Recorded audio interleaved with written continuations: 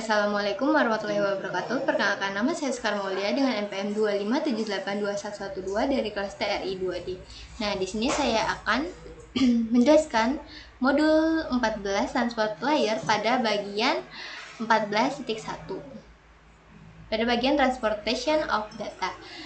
Misalnya 14.1.1 yaitu Role of the Transport Layer.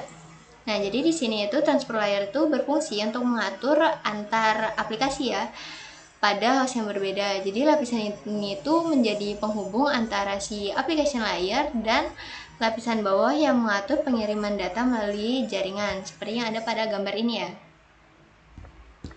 Oke, transport layer juga menggunakan dua protokol utama, yaitu Transmission Control Protocol atau TCP dan juga User Datagram Protocol atau UDP. Nah, pada bagian 14.1.2 Transport Layer Responsibilities. Nah, jadi si transport layer ini dia bertanggung jawab untuk melacak setiap komunikasi aplikasi, membagi data menjadi bagian kecil, lalu menambahkan header dan mengidentifikasi aplikasi tujuan ini menggunakan port number, lalu mengelola banyak komunikasi sekaligus agar data dari setiap aplikasinya itu tidak tercampur. Lalu lanjut untuk 14.1.3 pada bagian Transport Layer Protocol. Nah, si IP itu hanya bertugas mengatur alamat dan rute paket, tetapi tidak menjamin pengiriman data. Nah, karena itu Transport Layer itu menggunakan TCP dan UDP untuk mengatur proses pengiriman data sesuai kebutuhan. Seperti ini. Lanjut untuk 14.1.4 yaitu Transmission Control Protocol atau TCP. Nah, si TCP itu adalah protokol yang andal karena memastikan data sampai dengan lengkap, benar, dan berurutan. TCP juga membangun koneksi terlebih dahulu sebelum mengirimkan data. Nah, TCP juga memberi nomor pada segmen, menerima acknowledge, mengirim ulang data yang hilang. TCP juga cocok untuk web, email, FTP, database, dan transaksi online.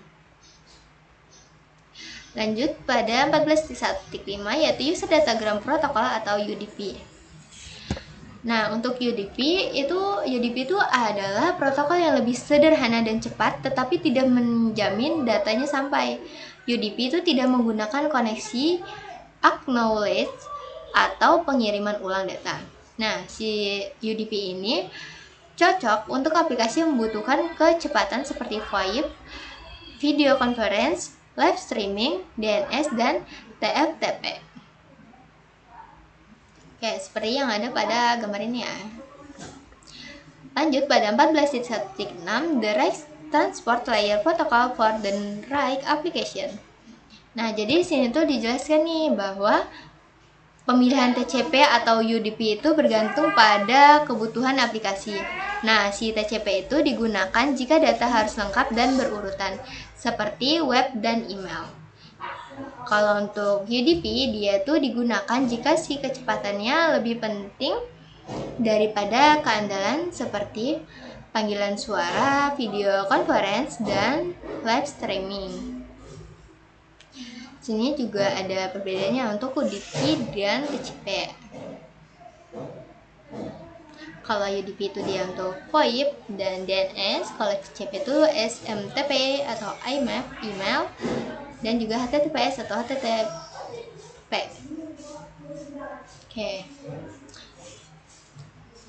Materi selanjutnya akan dijelaskan kembali oleh teman saya. Assalamualaikum warahmatullahi wabarakatuh. Perkenalkan, nama saya Dina Septiani, NPM 2578238. Di video yang kali ini saya akan presentasikan modul 14 pada 14.2 mengenai gambaran umum TCP. Jadi pada 14.2.1 mengenai fitur TCP. Oke, pada topik sebelumnya kita sudah mempelajari bahwa TCP dan UDP adalah dua protokol lapisan transport. Jadi di topik ini memberikan detail lebih tentang apa yang dilakukan TCP dan kapan sebaiknya menggunakan TCP tersebut sebagai pengganti UDP. Nah, untuk memahami perbedaan TCP dan UDP, penting untuk kita memahami bagaimana setiap protokol itu mengimplementasikan fitur keandalan spesifik dan bagaimana setiap protokol melacak percakapan. Selain mendukung fungsi dasar segmentasi dan penyusunan kembali data, TCP juga menyediakan layanan sebagai berikut. Yang pertama, membangun sesi. Jadi, TCP adalah protokol berorientasi koneksi yang menegosiasikan dan membangun koneksi permanen antara perangkat dan tujuan sebelum meneruskan lalu lintas kemanapun. Melalui pembentukan sesi, perangkat menegosiasikan jumlah lalu lintas yang dapat diteruskan pada waktu tertentu, dan data dikomunikasikan antara keduanya dapat dikelola dengan cermat. Kemudian yang kedua, memastikan pengiriman yang handal. Yang ketiga, menyediakan pengiriman dengan urutan yang sama. Kemudian yang terakhir, mendukung kontrol aliran. Jadi, host jaringan itu memiliki sumber daya terbatas, yaitu memori dan daya pemrosesan. Ketika TCP menyadari bahwa sumber daya ini terlalu terbebani, TCP dapat meminta aplikasi pengirim untuk mengurangi laju aliran data. Hal ini dilakukan oleh TCP dengan mengatur jumlah data yang ditransmisikan oleh sumber. Kemudian lanjut ke 14.2.2 mengenai header TCP. Tes. Oke, TCP adalah protokol stateful, yang berarti ia itu melacak status sesi komunikasi. Untuk melacak status sesi, TCP itu mencatat informasi apa yang telah dikirim dan informasi apa yang telah diakui. Sesi stateful dimulai dengan pembentukan sesi dan berakhir dengan penghentian sesi. Nah, segmen TCP itu menambahkan 20 byte, yaitu 160 bit overhead saat membungkus data lapisan aplikasi. Nah, pada gambar ini menunjukkan file-file dalam header TCP.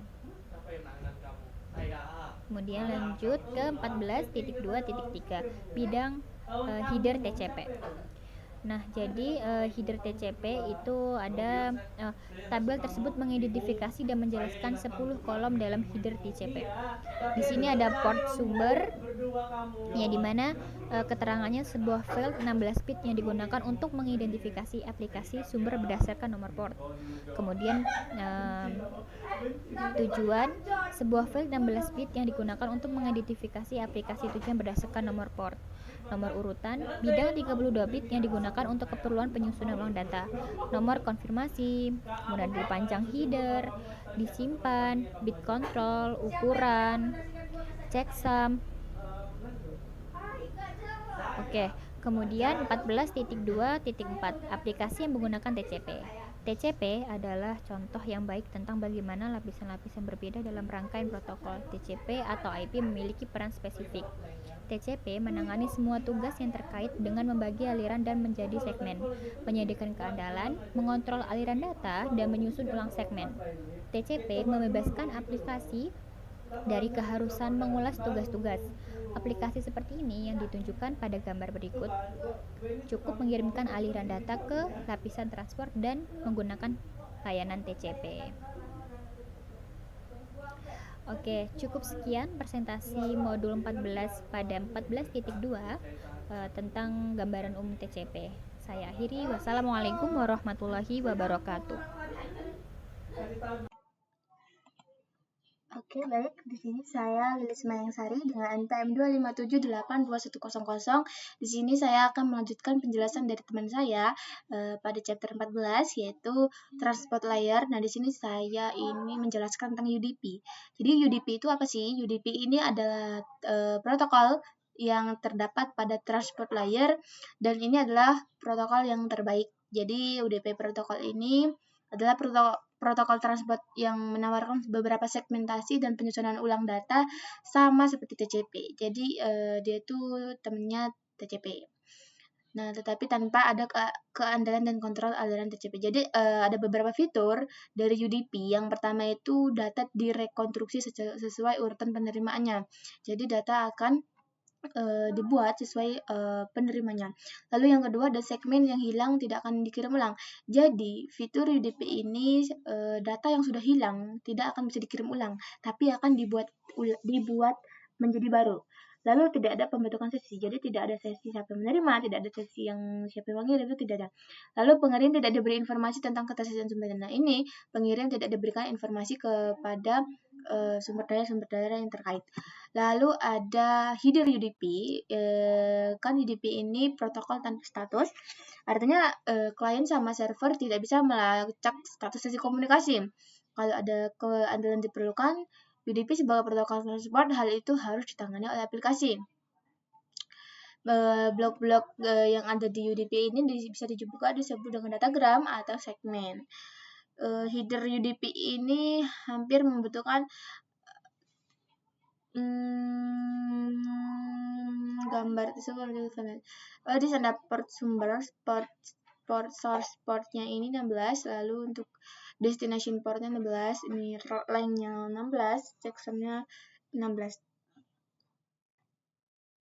Lalu ini ada penjelasan dari kolom header UDP. Yang pertama, port sumber ini digunakan untuk mengidentifikasi aplikasi sumber berdasarkan nomor port.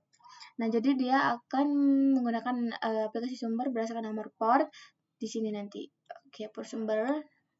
Lalu yang selanjutnya ada destination host, destinationnya berarti dia mengidentifikasi aplikasi tujuan berdasarkan nomor portnya. Selanjutnya ada panjang, menunjukkan panjang header datagram UDP, dan checksum untuk pengecekan kesalahan pada header dan datagram. Aplikasi yang menggunakan UDP apa aja nih? Yang pertama, aplikasi video langsung dan multimedia, live streaming misalnya. Contohnya ada VoIP dan streaming video langsung. Lalu ada aplikasi permintaan dan balasan sederhana. Jadi dia contohnya kayak DNS dan DHCP.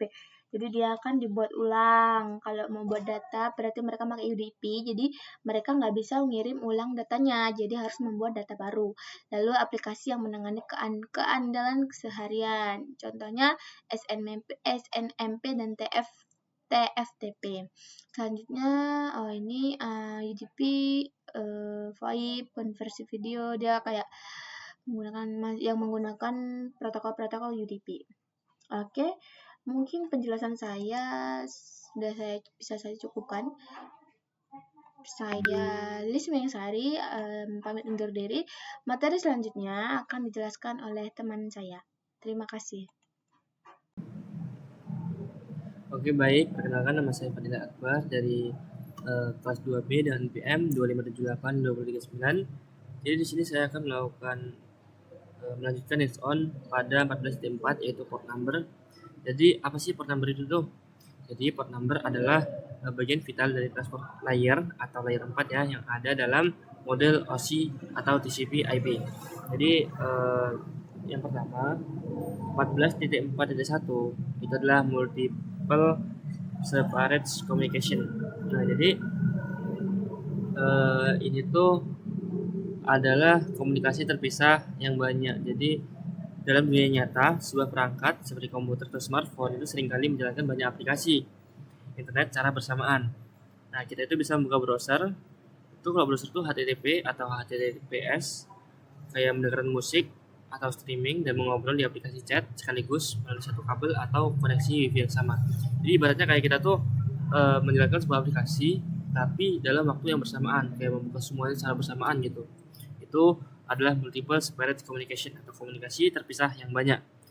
Nah, jadi konsep ini tuh mengatur bagaimana jaringan memisahkan aliran data yang berbeda agar tidak saling tercampur, dan fungsinya itu tuh untuk memungkinkan terjadinya multiplexing atau kemampuan mengirim dan menerima berbagai jenis data dari aplikasi yang berbeda secara simultan melalui satu media komunikasi jaringan yang sama. Itu adalah multiple separate communication atau komunikasi terpisah yang banyak. Selanjutnya yaitu pada 14.4.2 yang dimana socket pairs ya atau pasangan soket. Jadi contohnya itu ketika komunikasi terjadi, nomor port tidak bekerja sendirian. Port dikombinasikan dengan alamat IP untuk membentuk sebuah soket.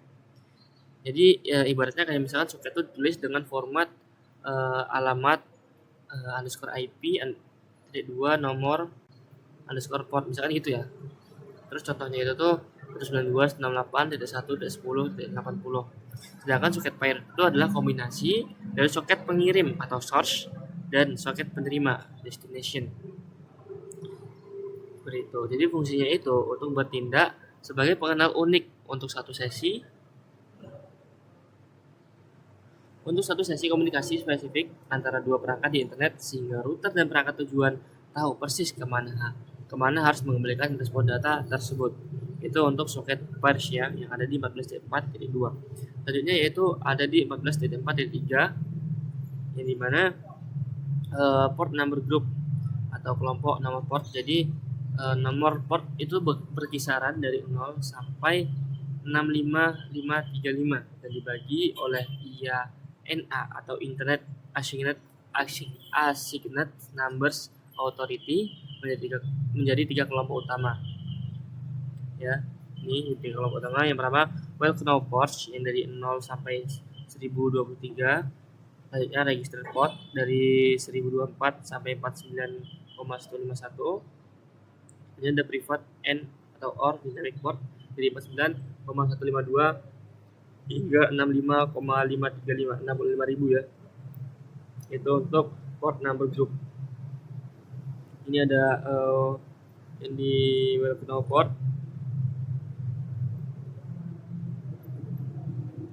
Sini juga cuma well-known port doang ya.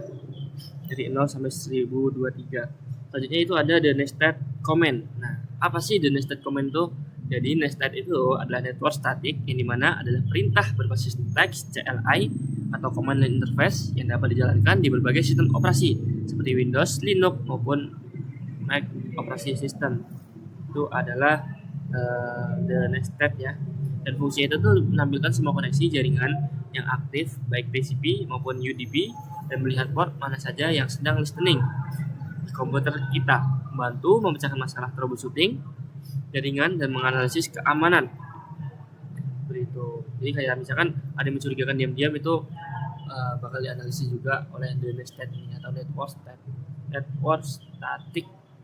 Jadi mungkin cukup sekian dan mungkin untuk 14.5 akan dilanjutkan oleh rekan saya. Assalamualaikum warahmatullahi wabarakatuh. Halo semuanya, saya Reza Pratama dari kelas 2D dengan NPM 2578109. Di sini saya akan menjelaskan sedikit tentang mata kuliah jaringan komputer modul 14 yaitu 14.5. 14.5 sorry. Yang dimana saya akan menjelaskan 14.5 yaitu proses komunikasi TCP. Di bagian 14.5.1 ini proses server TCP yang dimana kita sudah mengetahui dasar-dasar TCP teman-teman. Memahami peran nomor port akan membantu kita semua untuk memahami detail proses komunikasi TCP. Dalam bentuk topik ini kita juga akan mempelajari tentang proses jabat tangan 3 arah TCP dan penghentian sesi. Nah, setiap proses aplikasi yang berjalan di server dikonfigurasi untuk menggunakan nomor port. Nomor port tersebut dapat ditentukan secara otomatis atau dikonfigurasi secara manual oleh administrator sistem. Sebuah server juga tunggal itu tidak dapat memiliki dua layanan yang ditugaskan ke nomor port yang sama dalam layanan lapisan transport yang sama. Misalnya, sebuah host menjalankan aplikasi server web dan aplikasi transfer file tidak dapat dikonfigurasi untuk menggunakan port yang sama seperti port TCP 80. Nah, teman-teman, kita di ini bisa memilih melalui tab informasi lebih lanjut tentang proses server TCP, yang dimana yang pertama kita akan melihat klien mengirim permintaan TCP. Nah, yang dimana ini klien 1 mengirim permintaan dari TCP. Nah, ini ada server oleh klien 2. Jadi di sini dari klien 1 ke server, klien 2 juga ke server. Yang kedua itu ada permintaan pelabuhan tujuan. Nah, yang ketiga juga ada port sumber permintaan. Yang keempat itu ada port tujuan respon. Dan yang terakhir atau yang kelima itu ada port sumber respons gitu. Jadi kita bisa lihat di sini ya teman-teman gambarnya. Oke, lanjut kita ke 14.5 dan titik 2, pembentukan koneksi TCP. Dalam beberapa budaya ketika dua orang bertemu, mereka saling menyapa dengan berjabat tangan. Nah, ini tuh bisa diimplementasikan teman-teman dengan ketika ada orang baru atau orang lain bertemu dengan kita atau orang yang baru kenal dengan kita, pastikan akan saling menyapa dan saling berjabat tangan. Nah, kedua pihak memahami tindakan berjabat tangan sebagai syarat untuk sapaan ramah. Koneksi pada jaringan pun serupa. Nah, di sini teman-teman. Jadi koneksi pada jaringan itu serupa, hampir sama seperti ibaratnya kita bertemu dengan orang lain lalu kita tuh berjabat tangan seperti halnya orang yang menyapa dengan sopan. Dalam konteks TCP, klien host membangun koneksi dengan server menggunakan proses jabat tangan 3 arah. Nah, bedanya itu kalau di TCP ini menggunakan 3 arah. Kita yang pertama ke langkah yang satu yaitu sinkronisasi. Langkah yang pertama itu sinkronisasi. Klien yang memulai permintaan tersebut meminta sesi komunikasi klien ke server dengan server. Seperti yang ada pada gambar ini. Lalu yang kedua itu ada langkah ACK dan SYN. Yang ketiga adalah ACK. Oke. Proses jabat tangan 3 arah ini memvalidasi bahwa host tujuan tersedia untuk berkomunikasi. Dalam contoh ini, host A telah memvalidasi bahwa host B tersedia. Oke, langsung aja kita lanjut ke 14.5.3 yaitu pengakhiran sesi. Untuk menutup koneksi atau flag control fin harus diatur di header segmen. Untuk mengakhiri sesi, setiap sesi TCP satu arah digunakan jabat tangan 2 arah yang terdiri dari segmen fin dan segmen acknowledgement atau ACK tadi. Oleh karena itu, untuk mengakhiri satu percakapan yang didukung oleh TCP, diperlukan 4 pertukaran untuk mengakhiri kedua sesi. Pengakhiran dapat dimulai oleh klien ataupun server. Nah, di sini juga ada 4 langkah. Yang pertama itu selesai ketika klien tidak lagi memiliki data untuk dikirim dalam satu aliran data. Klien akan mengirimkan segmen dengan file fin yang diatur. Lalu langkah ACK seperti ini, langkah selesai lagi, lalu kembali ke langkah ACK lagi. Setelah semua segmen diakui, maka sesi ditutup. Tuh. Oke, lalu yang ke 14.5.4 ini analisis jabat tangan 3 arah atau TCP. Host mempertahankan status, melacak setiap segmen data dalam sebuah sesi dan bertukar informasi tentang data apa yang diterima menggunakan informasi dalam header TCP. TCP adalah, dari tadi kan kita membahas TCP. Lalu TCP itu apa? TCP adalah protokol full duplex, di mana setiap koneksi mewakili 2 sesi komunikasi satu arah. Untuk membangun koneksi, host melakukan jabat tangan 3 arah. Seperti yang ditunjukkan pada gambar, bit control dalam header TCP menunjukkan kemajuan dan status koneksi. Nah, di sini berikut fungsi-fungsi dari jabat tangan 3 arah. Yang pertama itu hal ini memastikan bahwa perangkat tujuan tersebut ada jaringan. Yang kedua memverifikasi bahwa perangkat tujuan memiliki layanan aktif dan menerima permintaan pada nomor port tujuan yang ingin digunakan oleh klien yang memulai permintaan. Lalu yang ketiga atau yang terakhir memberitahu perangkat tujuan bahwa klien sumber bermaksud untuk membangun sesi komunikasi pada nomor port tersebut.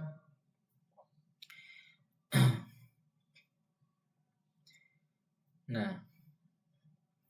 yang dimana kita itu ada 6 flag bit control tersebut yang kita artikan atau kita definisikan sebagai berikut. Yang pertama itu ada URG, bidang penunjuk mendesak yang signifikan. ACK, bendera pengakuan yang digunakan dalam pembentukan koneksi dan pengakhiran sesi. PSH, fungsi tekan. RCT, mengatur ulang koneksi saat terjadi kesalahan atau waktu habis. Lalu SYN, sinkronisasi nomor urutan yang digunakan dalam pembentukan koneksi. FIN, tidak ada lagi data dari pengirim dan digunakan dalam penghentian sesi. Oke, jadi di sini ada video ya teman-teman, yaitu video tentang jabat tangan 3 arah TCP.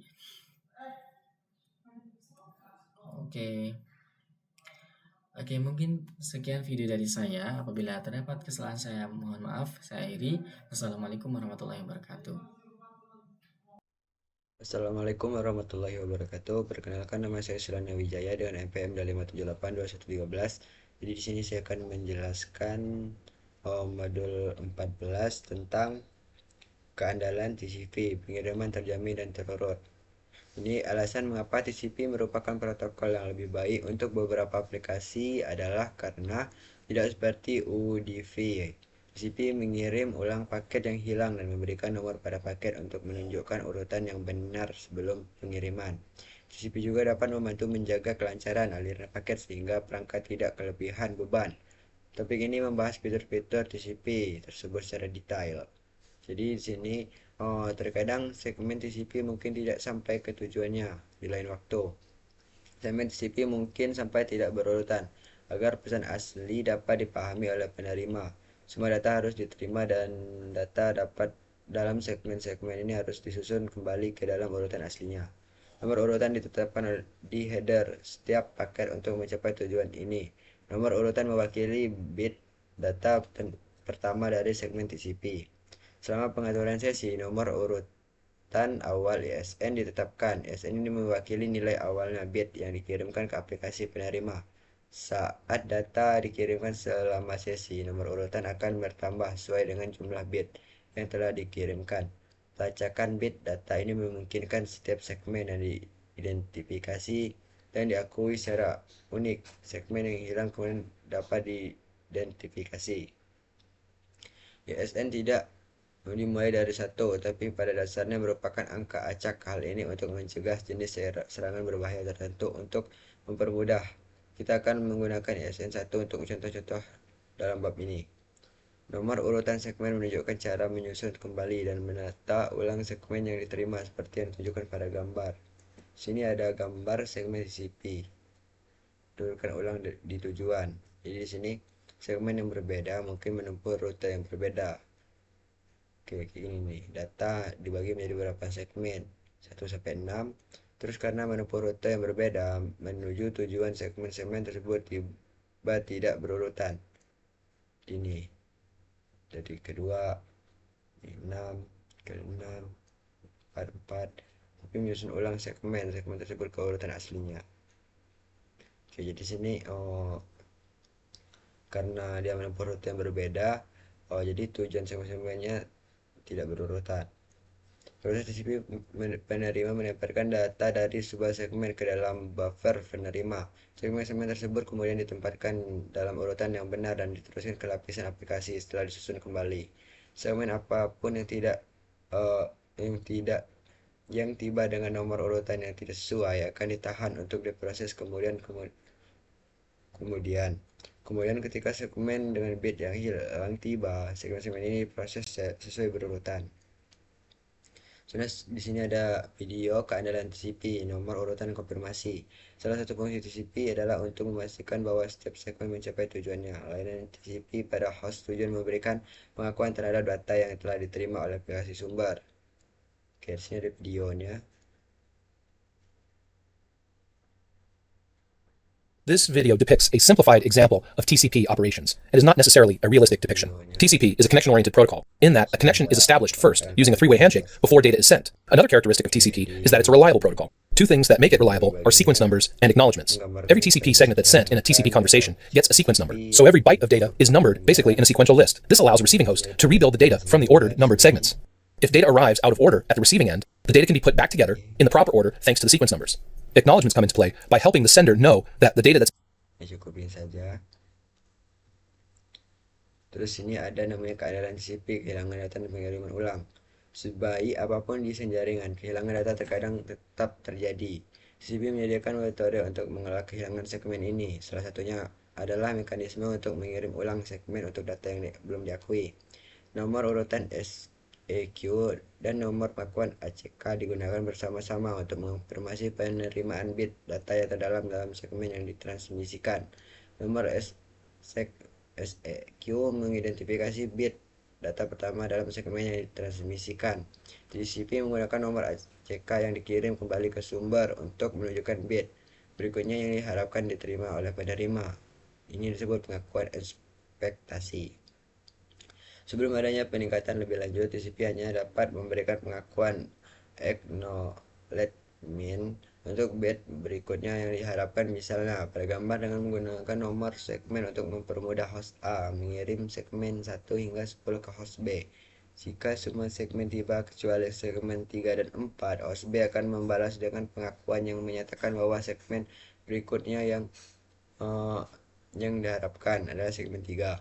Host A tidak tahu apakah segmen lain telah tiba atau belum. Oleh karena itu, host A akan mengirim ulang segmen 3 hingga 10.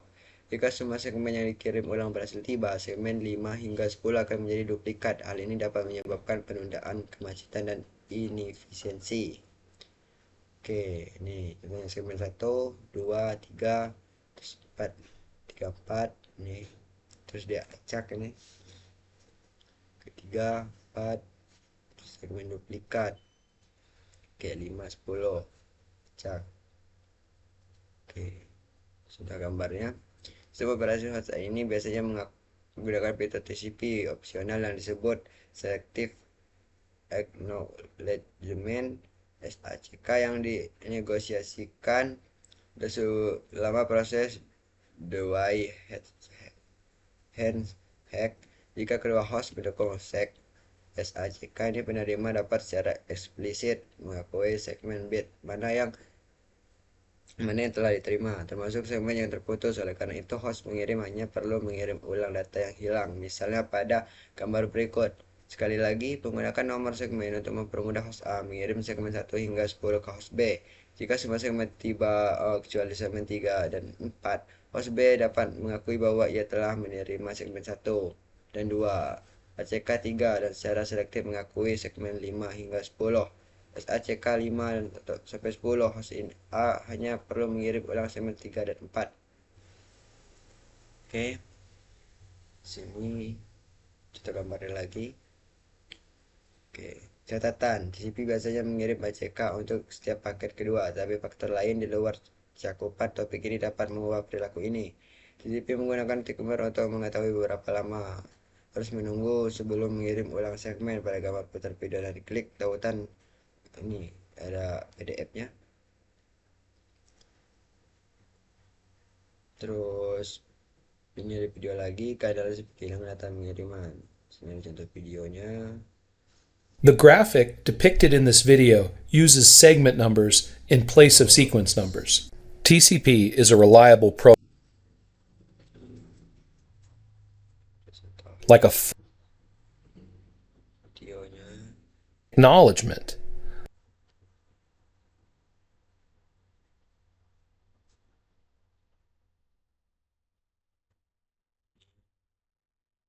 Resend segment 2 and restart the timer. Videonya. This time, the information was received by the destination. Sini ada kontrol aliran TCP, ukuran jendela pengakuan. TCP juga menyediakan mekanisme untuk kontrol aliran. Kontrol aliran adalah jumlah data yang dapat diterima dan diproses oleh tujuan secara andal. Kontrol aliran membantu menjaga keandalan transmisi TCP dengan menyelesaikan laju aliran data antara sumber dan tujuan untuk sesi tertentu.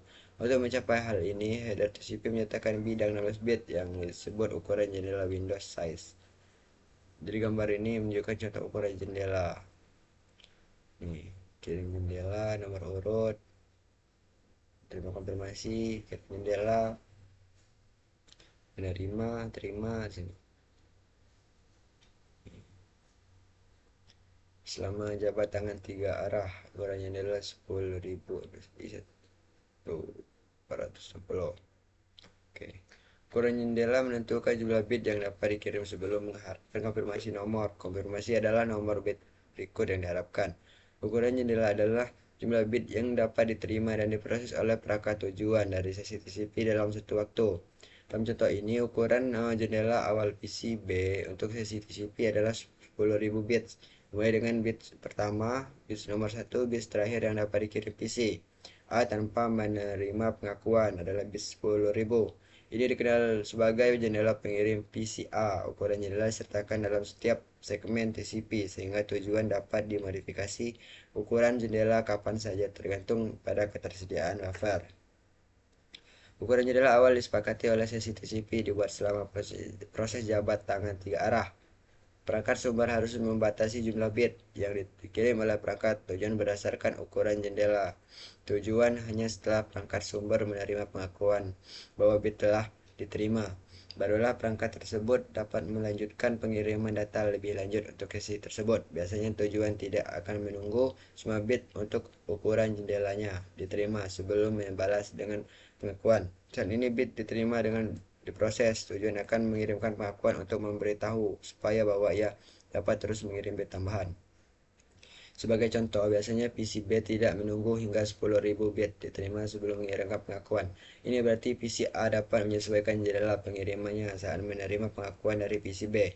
Seperti yang ditunjukkan pada gambar, ketika PC A menerima pengakuan dengan nomor pengakuan 2921, yang merupakan bit berikutnya, yang diharapkan jendela pengirim PC A akan bertambah 2920 bit. Ini mengubah jendela pengiriman dari 10.000 bit menjadi 12.920 PCA, sedangkan dapat terus mengirim hingga 10.000 bit lagi ke PCB selama tidak mengirimkan lebih dari jendela pengiriman barunya, yaitu 12.920.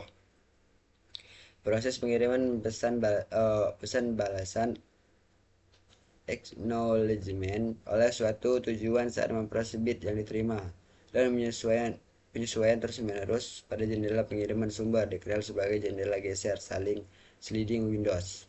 Pada contoh sebelumnya, jendela pengiriman PCA bertambah atau bergeser sebanyak 2921 bit lagi dari 10.000 menjadi 12.920. Jika ketersediaan ruang buffer tujuan berkurang, tujuan tersebut dapat mengurangi ukuran jendelanya untuk memberitahu sumber agar mengurangi jumlah bit yang harus dikirim tanpa menerima pengakuan. Catatan, perangkat saat ini menggunakan protokol jendela geser sliding windows. Penerima biasanya mengirimkan pengakuan acknowledgement setelah setiap 2 segmen yang diterimanya. Jumlah segmen yang diterima sebelum diakui dapat bervariasi. Keuntungan dari jendela yang geser adalah memungkinkan pengirim untuk terus mengirimkan segmen selama penerima mengakui segmen sebelumnya. Detail tentang jendela geser berada di luar cakupan kasus ini. Oke, sini ada kontrol aliran TCP ukuran segmen maksimum MSE. Oke. Pada gambar ini, sumber mengirimkan 1460 bit data dalam setiap segmen TCP. Ini biasanya merupakan ukuran segmen maksimal MSS yang dapat diterima oleh perangkat tujuan. MSS adalah bagian dari bidang opsi dalam header TCP yang menentukan jumlah data terbesar dalam bit yang dapat diterima perangkat dalam satu segmen TCP. Ukuran MSS tidak termasuk header TCP. MS biasanya disertakan selama proses jabat tangan 3 arah. Oke, seperti contoh gambar yang tadi. Di sini ada ukuran MSS umum adalah 1460 bit saat menggunakan IP P4 sebelum host menentukan nilai bidang MSS-nya dengan mengurangi header IP dan TCP. Ada unit transmisi maksimum MTU SNet pada antarmuka.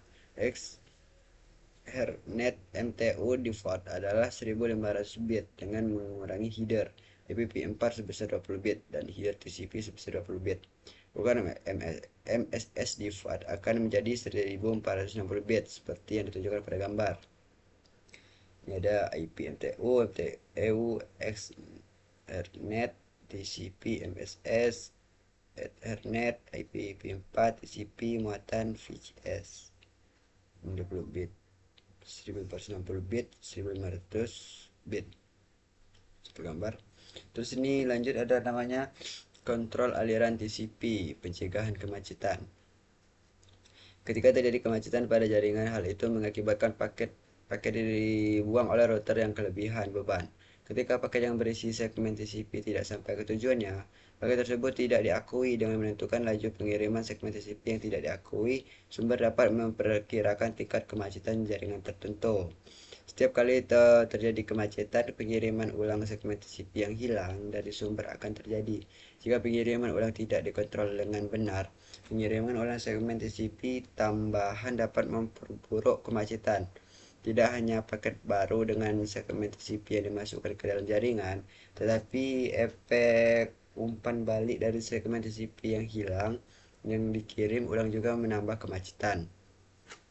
Untuk menghindari dan mengendalikan kemacetan, TCP menggunakan beberapa mekanisme penanganan kemacetan, pengatur waktu, dan algoritma. Jika sumber menentukan bahwa segmen TCP tidak diakui atau tidak diakui tepat waktu, maka ia dapat mengurangi jumlah bit yang dikirim ya sebelum menerima pengakuan, seperti yang diilustrasikan pada gambar VCA. Mendeteksi adanya kemacetan dan oleh karena itu mengurangi jumlah bit yang dikirimnya sebelum menerima pengakuan dari PCB. Di sini misalnya PCA, sini ada PCB. Jadi PCA mengirimkan pesan saya tidak menerima konfirmasi yang saya harapkan dari PCB. Jadi saya akan mengurangi jumlah bit yang saya kirim ke sebelum menerima konfirmasi. Oke, ini.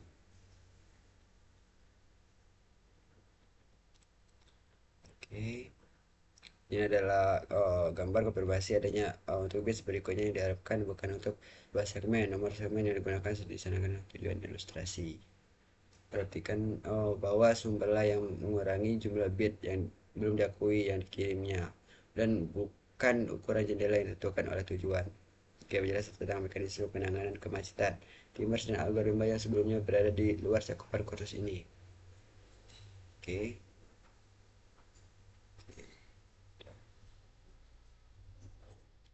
Oke, cukup sekian penjelasan dari saya. Lebih kurangnya mohon maaf. Saya akhiri. Wassalamualaikum warahmatullahi wabarakatuh. Assalamualaikum warahmatullahi wabarakatuh. Di video kali ini saya akan presentasi di chapter 14, yaitu di modul 14.7. Di chapter 14 ini berjudul lapisan transportasi ya. Oke, langsung ke 14.7. Ini satu overheat, overheat rendah UDP versus keandalan. Seperti yang dijelaskan sebelumnya, UDP sangat cocok untuk komunikasi yang membutuhkan kecepatan tinggi seperti VoIP. Topik ini menjelaskan secara detail mengapa UDP sangat cocok untuk beberapa jenis transmisi. Seperti yang ditunjukkan pada gambar, UDP tidak membuat koneksi. UDP menjadikan transportasi data dengan overheat rendah karena memiliki header datagram yang kecil dan tidak ada lalu lintas manajemen jaringan. Kemudian perakitan ulang diagram UDP. Seperti halnya segmen pada TCP, ketika datagram UDP dikirim ke suatu tujuan, datagram tersebut seringkali menempuh jalur yang berbeda dan tiba dalam urutan yang salah. UDP tidak melacak nomor urutan seperti yang dilakukan TCP. UDP tidak memiliki cara untuk menyusun ulang datagram sesuai urutan transmisinya, seperti yang ditunjukkan pada gambar.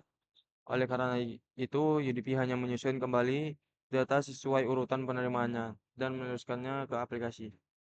Jika urutan data penting bagi aplikasi, aplikasi harus mengidentifikasi urutan yang tepat dan menentukan bagaimana data tersebut harus diproses. Ini gambarnya. Kemudian proses dan permintaan server UDP. Seperti aplikasi berbasis TCP, aplikasi server berbasis UDP diberi nomor port yang dikenal terdaftar, seperti yang ditunjukkan pada gambar. Ketika aplikasi atau proses ini berjalan di server, mereka menerima data yang sesuai dengan nomor port yang ditetapkan. Ketika UDP menerima datagram yang ditunjukkan untuk salah satu port ini, ia meneruskan data aplikasi ke aplikasi yang sesuai berdasarkan nomor portnya. Di gambarnya, catatan server remote authentication built-in user service atau radius yang ditunjukkan pada gambar menyediakan layanan autentikasi, otorisasi, dan akuntansi untuk mengelola akses pengguna. Pengoperasian radius berada di luar cakupan kursus ini. Kemudian proses klien UDP. Seperti halnya TCP, komunikasi klien server dimulai oleh aplikasi klien yang meminta data dari proses server. Proses klien UDP secara dinamis memilih nomor port dari rentang nomor port dan menggunakannya sebagai port sumber untuk percakapan. Port tujuan biasanya adalah nomor port yang dikenal atau terdaftar yang diberikan kepada proses server. Setelah klien memilih port sumber dan tujuan, pasangan port yang sama digunakan dalam header semua datagram dalam transaksi. Untuk data yang kembali ke klien dari server, nomor port sumber dan tujuan dalam header datagram dibalik. Jadi ini. Oke, cukup. Sekian presentasi dari saya, Haikal Pasha. Saya akhiri. Wassalamualaikum warahmatullahi wabarakatuh.